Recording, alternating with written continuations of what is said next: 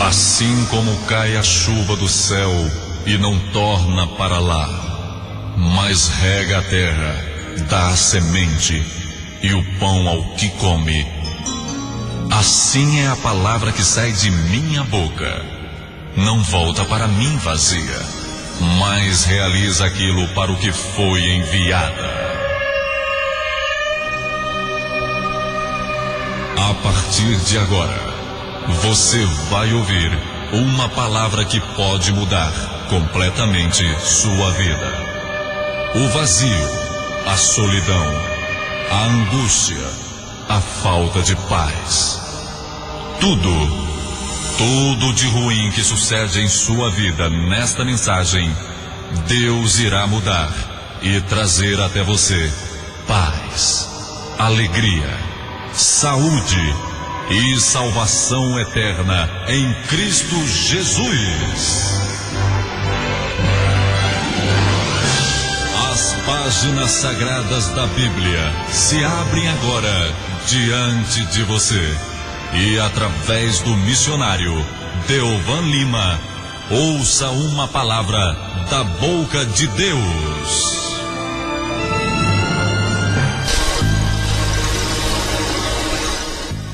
Existem dois momentos na vida de Jesus que eu considero de extrema importância e profunda revelação para nós.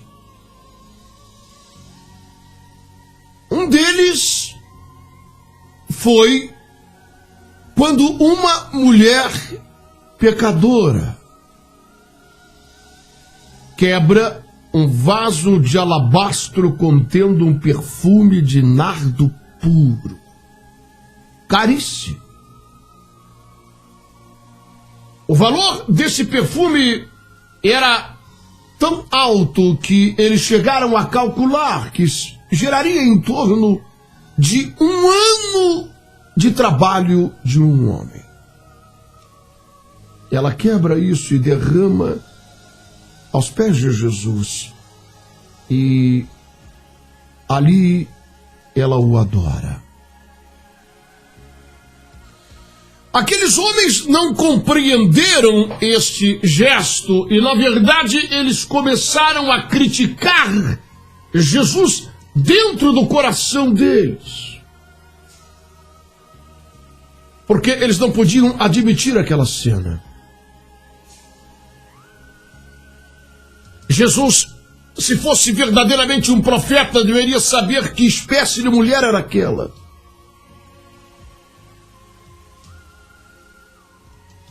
Mas então Jesus fez uma declaração. Eu não quero me deter nos aspectos deste acontecimento, porque não é esta mensagem que vou ministrar essa noite. Mas Jesus fez uma declaração sobre o gesto desta mulher assustadora. Ele disse que o gesto desta mulher é tão importante e é tão significativo, preste atenção nisso.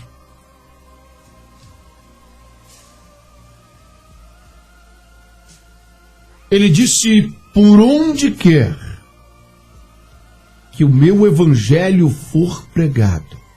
Preste atenção.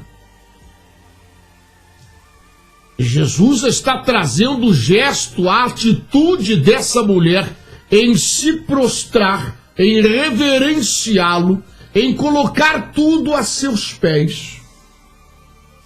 Jesus está comparando esse gesto e o elevando ao patamar, ao nível, ao grau de importância do anúncio do seu evangelho. Ele disse: aonde quer que o meu evangelho for pregado, também o que essa mulher fez será contado.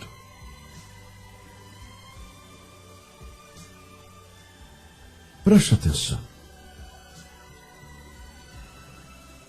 O valor que Jesus atribui a esta atitude. Ele disse: que se o seu evangelho for pregado desassociado da compreensão e do entendimento da atitude dessa mulher, não terá valor. Serão apenas palavras, serão apenas conceitos religiosos, serão apenas dogmas e doutrinas de uma religião a mais.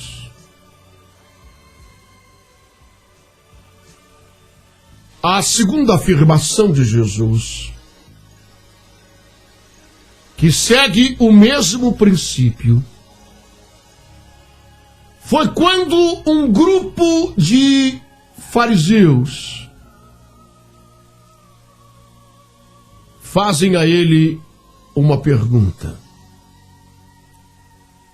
Mestre, declara-nos qual o principal de todos os mandamentos. Nós estamos em uma polêmica religiosa aqui entre nós e gostaríamos que o Senhor nos tirasse essa dúvida sobre os mandamentos, sobre as leis e ordenanças dadas a Moisés. Qual é o principal, o mais importante de todos eles? E então Jesus olhou para esses homens e disse: ouve, ó Israel, o Senhor teu Deus é o único Deus. Amarás o Senhor teu Deus de todo o teu coração, com toda a tua força e com todo o teu entendimento.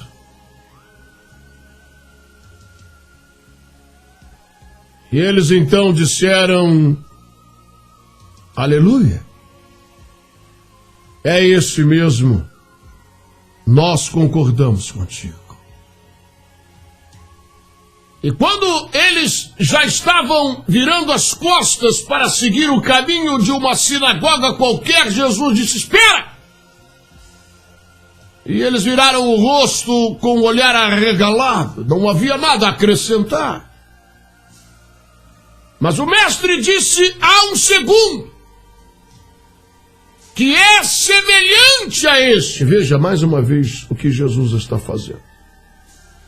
Da mesma forma como ele afirma no episódio daquela mulher pecadora, que toma a atitude de se humilhar, de se prostrar, de derramar o que ela tinha de maior valor aos pés de Jesus para honrá-lo. E ele traz a atitude dessa mulher e equipara e nivela ao grau de importância de ministrar seu evangelho, de levar sua palavra, de contar tudo o que eles viram e ouviram às multidões. Ele disse: não se esqueçam de falar sobre o que vocês viram agora. Meu evangelho destituído desta atitude não terá valor algum. E agora, mais uma vez, ele equipara algo ao mais importante de todos os mandamentos. Ouve, ó Israel, o Senhor teu Deus é o único Senhor, amarás a Ele de todo o coração, de toda a força e com todo o teu entendimento. Ele disse: há um segundo, e é semelhante a esse, tem o mesmo nível, o mesmo grau de importância. Aqueles homens arregalaram os olhos. Ele disse: agora pronto. Ele está dizendo que há um outro mandamento que se nivela a este. E ele disse: amarás ao teu próximo como a ti mesmo. Meu irmão, minha irmã, você que me ouve em algum lugar, preste atenção. Nossa alma desesperadamente precisa ouvir essas coisas, porque elas têm se tornado cada vez mais raras. Você não ouve isso. Eu não ouço isso por aí em qualquer lugar. Nós temos que sair à cata, como alguém que sai à cata de um animal que está em extinção e sai procurando uma borboleta que está à beira da extinção completa. Assim são aqueles que têm fome e sede de ouvirem a palavra de Deus. São poucos os homens e mulheres que ainda pregam a verdade.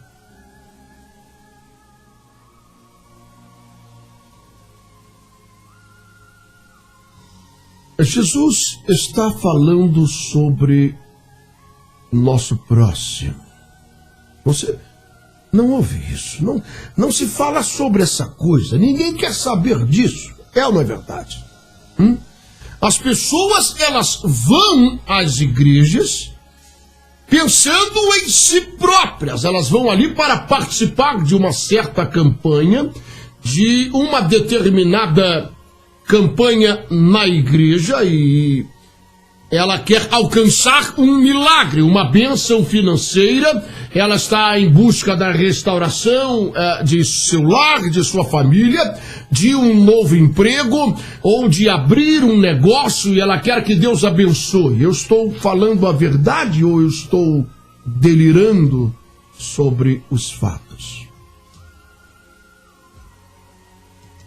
De maneira que 99%, para que nós não venhamos ser exagerados e radicais, 99% das pessoas que estão ali naquele salão que tem o nome de Igreja de Jesus, elas estão ali pensando unicamente no próprio umbigo. Elas não querem saber da situação das pessoas ao seu redor, nem daquelas que se assentam no banco do seu lado na igreja, muito menos daquelas que estão lá fora, cambaleando e sofrendo nesse mundo. Elas não querem saber disto. E, na verdade, elas não são exortadas a isto.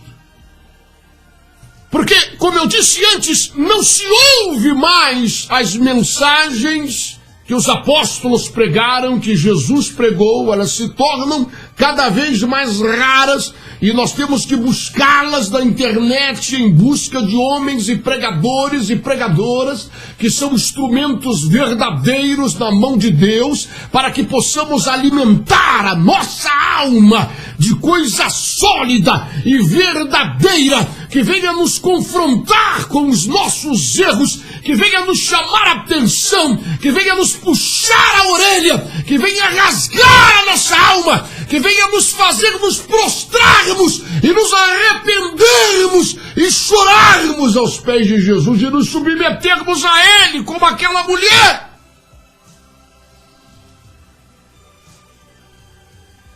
Porque nós entendemos que não adianta apenas chamá-lo de Senhor, Senhor, Senhor,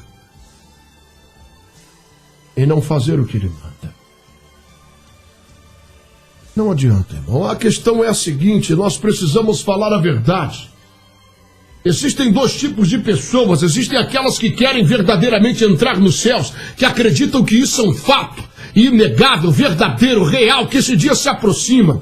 E existem aquelas que na verdade não estão nem aí, elas querem encher o prato de comida, elas pensam apenas na prosperidade, elas olham apenas para o seu umbigo. Não importa se quem está fazendo isso é Deus, o Espírito Santo, ou se é o capeta, o diabo que as está enganando, desde que o prato esteja cheio de comida, para elas é suficiente, elas se negam a raciocinar e a pensar. Mas você, como eu, que deseja entrar no céu, você, como eu, que não deseja estar entre a grande maioria que será enganada, e ninguém pode mudar isso, isso é um fato profético, e nós pregamos este evangelho Porque uma vida só ou meia dúzia que estejam entre os muitos enganados e que ouçam isso, recobrem o juízo e caiam em si, e se prostrem diante de Jesus e passem a ouvi-lo de verdade e a torná-lo Senhor de suas vidas, já terá valido a pena, porque uma alma só vale mais do que o mundo inteiro. Mas o fato profético não será alterado. A maioria será enganada, iludida, vivendo um falso cristianismo, um falso evangelho, aquele evangelho que Paulo chamou de maldito, anátema, mutilado, distorcido de suas verdades básicas, de sua espinha dorsal. Mas nós, que não queremos ir junto com toda esta gente para o lago de fogo e enxofre, não queremos ouvir Jesus dizer: apartai-vos de mim, maldito, para o fogo eterno, criado para o diabo e seus anjos. Nós não queremos ouvir isso. Não queremos. Nós queremos ouvi-lo chamar o nosso nome e dizer: vinde, bendito do meu Pai, bendita do meu Pai, possuí por herança o reino que vos está preparado desde a fundação do mundo. Foste fiel no pouco, agora sobre o muito te colocarei. É isso que queremos. Ora, então, se queremos isso, nós precisamos ouvir Jesus. Precisamos entender o que Ele nos diz, o que Ele fala, o que Ele quer de nós.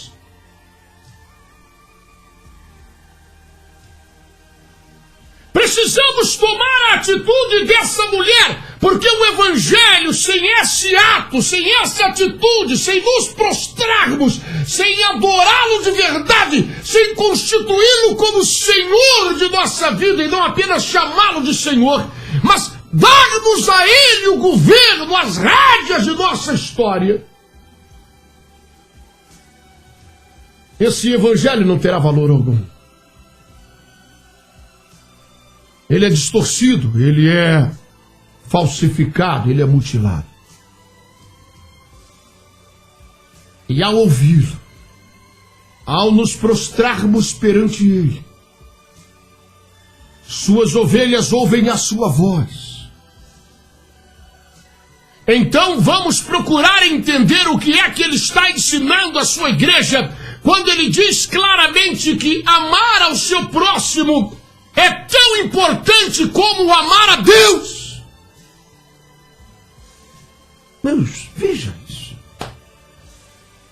O que é que nós estamos vivendo? Eu quero que você pare para refletir comigo e pense bem nisso.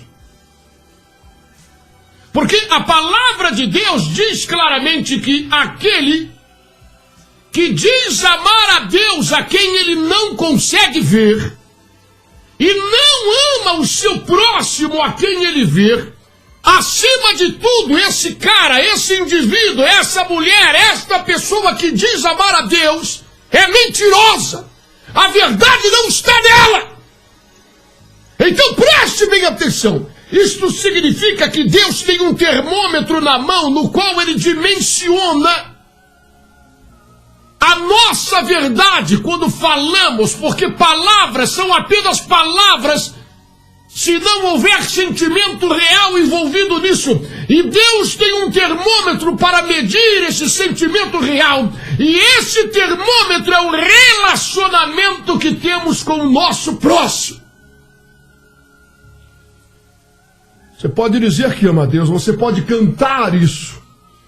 Você pode orar e pode falar e se descabelar dizendo que ama a Deus. Você não consegue enganar a Ele.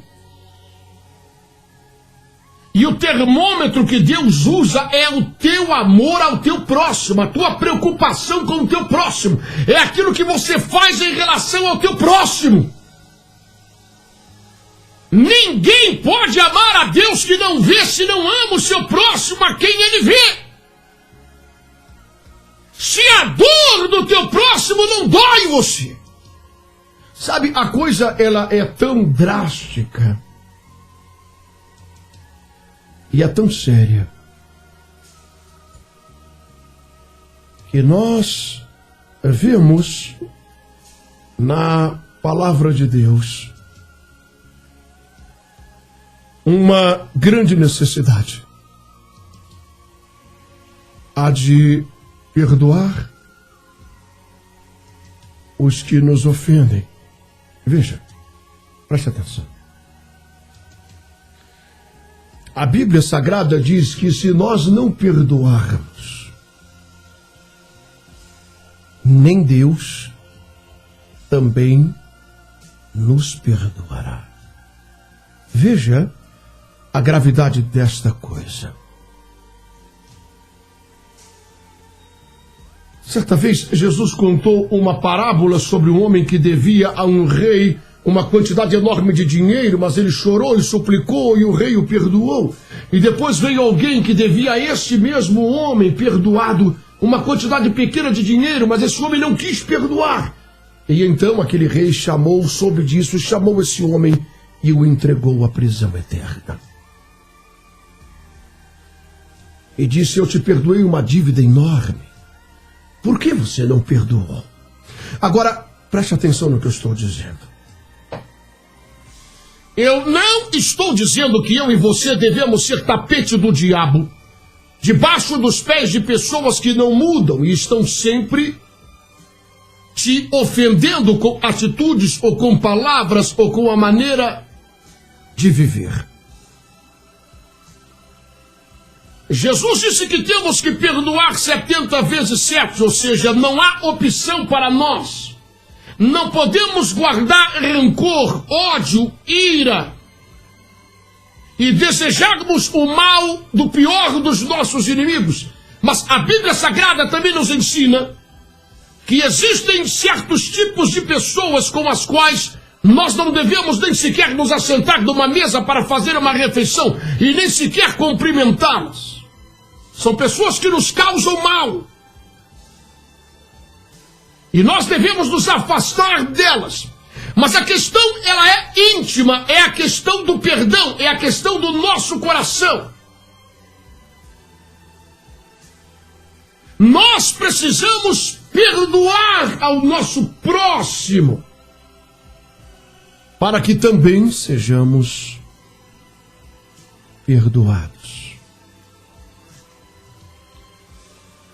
O que nós estamos meditando nessa noite é algo de muito especial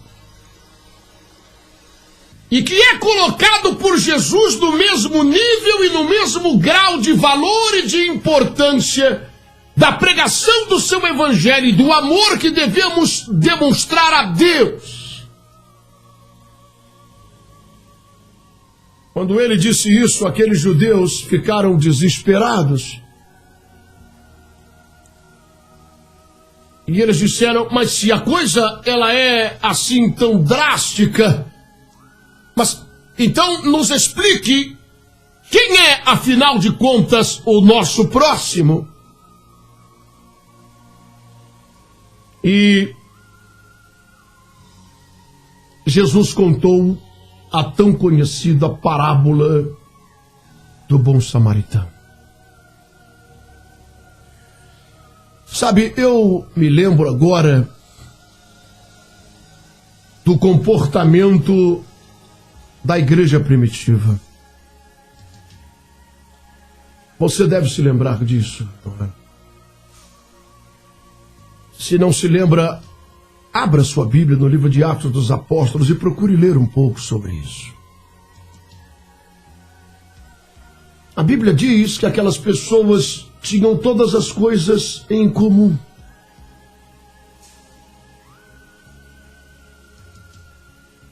Isso era algo tão verdadeiro e tão forte no coração daqueles homens e mulheres que congregavam na igreja dirigida por Tiago, Pedro e João, que muitas pessoas que tinham propriedades sobrando, um sítio, uma chácara, uma fazenda, um apartamentozinho em Nazaré, alguma coisa a mais, eles pegavam aquilo e anunciavam no jornal e vendiam.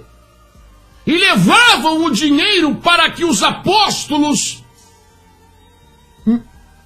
distribuíssem isso. Eles não levavam esse dinheiro para que os apóstolos comprassem uma Mercedes à prova de bala, blindada.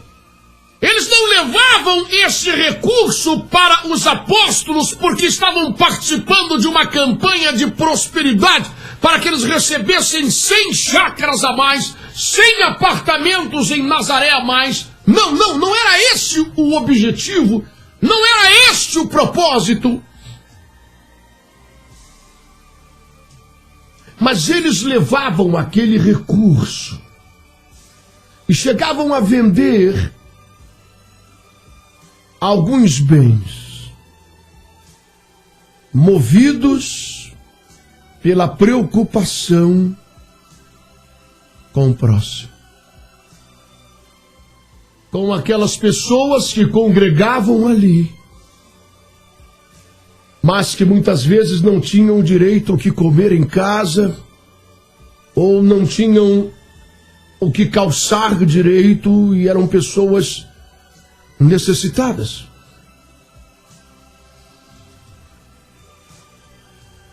E eles faziam isso movidos por um sentimento chamado amor ao próximo. A Bíblia Sagrada diz que é nisto que seríamos conhecidos como discípulos de Cristo. Preste bem atenção. Isso é algo forte. É algo forte que o diabo não pode fazer. É o amor. O diabo pode fazer paralítico andar, pode fazer morto ressuscitar, pode curar o canceroso. Eu não sei se você sabe disso. Aliás, muitas dessas enfermidades são provocadas por ele próprio, é só tirar fora. Pode tirar o demônio de uma pessoa, tudo isso ele pode fazer. Não que estes sinais sejam dispensáveis para a igreja de Jesus, de forma alguma. Estes sinais seguirão aos que crerem. E em nome de Jesus eles serão exercidos. Mas Jesus, ele disse claramente, nisto, isso aqui é o ponto principal, isso aqui é o cerne. Sem isso vocês não são nada. Sem isso vocês não significam coisa alguma. Nisto conhecerão que sois meus discípulos, se vos amardes uns aos outros, assim como eu vos amei. Um único mandamento eu vos dou, disse ele. É um só. Não são 10, não é meia dúzia, mas é um mandamento só que eu dou a vocês. Vocês vão amar uns aos outros. Isso é um mandamento. Esse amor só pode ser gerado pelo Espírito Santo. Não adianta vocês falarem de boca para fora. Não adianta vocês ficarem dando tapinha nas costas dos outros da igreja, dizendo eu te amo em nome de Jesus, só para massagear a consciência. Não adianta, você não pode enganar a ninguém, isso é besteira, isso é bobagem. Este amor só pode ser gerado pelo Espírito Santo, vocês terão que buscar dele. Porque isso é um amor verdadeiro. Ninguém vai poder amar o seu próximo como eu amo vocês se não for pelo Espírito Santo. Não é um amor gerado pela carne, esse é um amor gerado pelo Espírito de Deus. É nisto que as pessoas vão olhar para vocês e dizer, eles são discípulos de Cristo. Esse homem, essa mulher, eles são servos de Deus de verdade.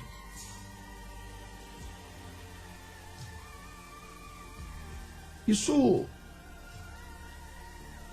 foi algo forte na igreja primitiva, tão forte, que a Bíblia Sagrada diz que havia um grande derramar do Espírito de Deus, da graça de Deus, que abundava sobre todos aqueles homens, de maneira que todos eles estavam sendo visitados pela graça de Deus, e havia abundante graça, o que a Bíblia diz, e o Espírito Santo era derramado sobre eles.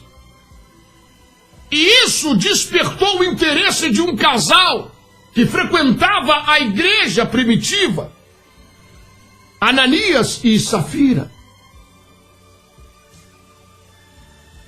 E eles viram tudo aquilo, todo aquele movimento do Espírito de Deus sobre aqueles homens. E eles disseram: nós também queremos isso sobre nós. Vamos vender aquela propriedade que está nos sobrando e vamos trazer o dinheiro. E você conhece o que a Bíblia diz, eles foram iludidos por Satanás, se deixaram levar. Porque, na verdade, eles não foram movidos pelo sentimento correto. Não havia neles esse amor. Eles não buscaram isso da parte do Espírito de Deus. Eles não valorizaram isso.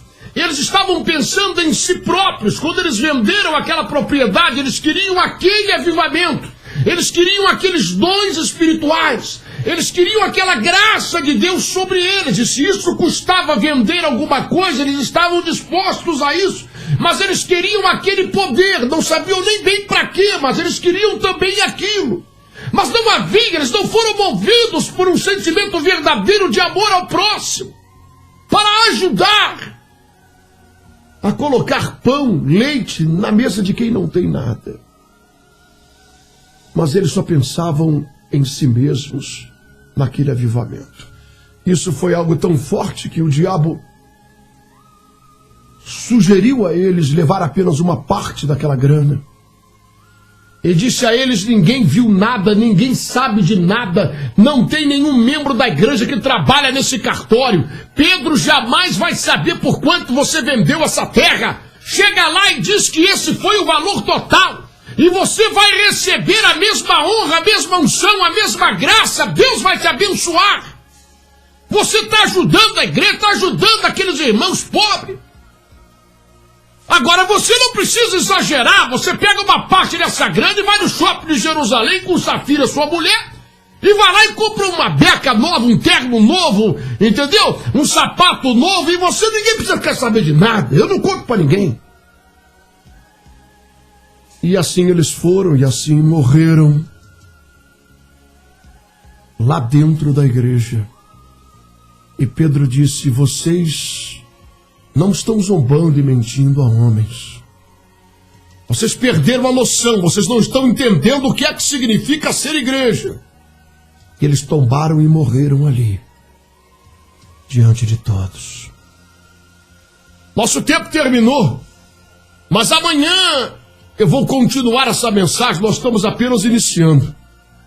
O tema desta mensagem, o próximo. Amanhã estamos de volta.